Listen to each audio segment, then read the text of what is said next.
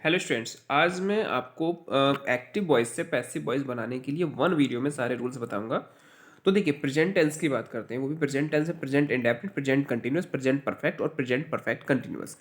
इन सभी के रूल्स की बात करेंगे। इसी तरीके से पास्ट, फिर फ्यूचर। तो प्रेजेंट के जब एक्टिव वॉइस की बात करते हैं, जैसे सेंटेंस है he reads a book, sentence है ही रीड्स ए बुक। अब इससे हमें कैसे पता चलेगा? देखिए, सबसे पहले कंफ्यूजन क्या रहता है कि इंडेफिनिट टेंस है, कंटिन्यूअस है, परफेक्ट है या परफेक्ट कंटिन्यूअस है। तो सबसे पहले प्रेजेंट पास्ट फ्यूचर को छोड़कर हम इंडेफिनिट, कंटिन्यूअस, परफेक्ट और परफेक्ट कंटिन्यूअस की बात करते हैं। तो इंडेफिनिट में क्या होता है? अगर हमारे पास first form of the verb और वर्ब में एस या ई एस लगा होता है तो वहां पर हम उसको इंडेफिनिट टेंस कहते हैं।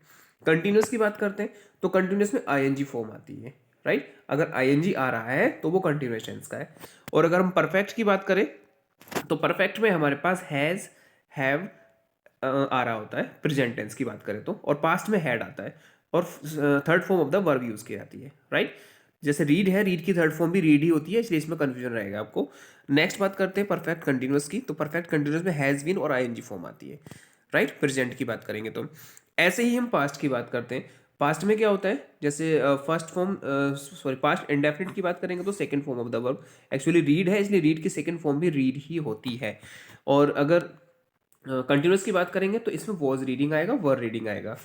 एंड परफेक्ट की बात करेंगे तो इसमें हैड रीड आता है। एंड कंटिन्यूस की बात करेंगे तो हैड बीन रीडिंग आएगा। ओके। अब इसमें हम फ्यूचर की बात करते हैं तो फ्यूचर में विल और first form of the verb will be, continuous में विल बी और आईएनजी फॉर्म आती है, ध्यान रखना इसमें। एंड उसमें आपका विल हैव और first form of the verb, perfect, sorry, third form of the verb, and will have been and ING form, right. तो इस टाइप से हम इसको समझ लेते हैं। सबसे पहले हमें पता होना चाहिए कि सेंटेंस का टाइप क्या है। अब बात करते हैं हम इनकी एक्टिव से पैसिव बनाने के लिए। तो जब हम एक्टिव से पैसिव बनाते हैं तो सब्जेक्ट को ऑब्जेक्ट और ऑब्जेक्ट को सब्जेक्ट बनाते हैं। जैसे फर्स्ट सेंटेंस है ही रीड्स ए बुक, तो इसको जब हम पैसिव वॉइस में चेंज करेंगे तो अ बुक, सबसे पहले ऑब्जेक्ट, ऑब्जेक्ट क्या है इसमें? A book. A book is क्यों आया? क्योंकि अ बुक सिंगुलर है, इसलिए इज आ गया।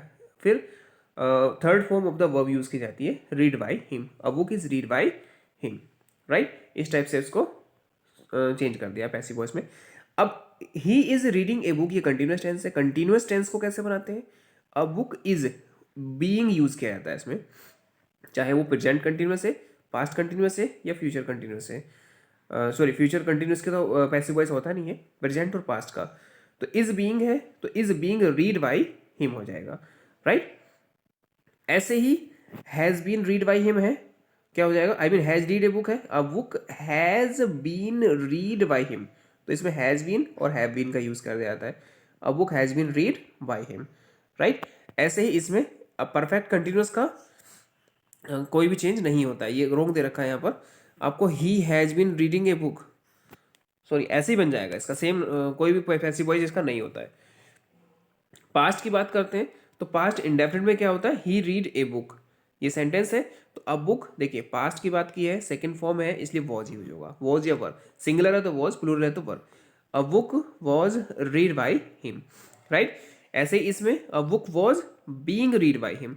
Third, a book had been, जैसे उसमें हैज बीन, हैव बीन आया था, इसमें हैड बीन आ जाएगा, बाकी सेम है। इसका कोई पैसिव वॉइस नहीं होता है। फ्यूचर की बात करते हैं तो जैसे he will read a book, क्या हो जाएगा? A book will be read by him. ऐसे ही will be reading a book, तो इसका पैसिव वॉइस बनाएंगे ही नहीं, ये बनेगा ही नहीं आपका। और नेक्स्ट, नेक्स्ट आपका हो जाता है he will have read a book, तो इसका क्या हो जाएगा? A book will have been read by him, I mean been आ जाएगा इसमें, और इसका पैसिव वॉइस होगा ही नहीं। ओके।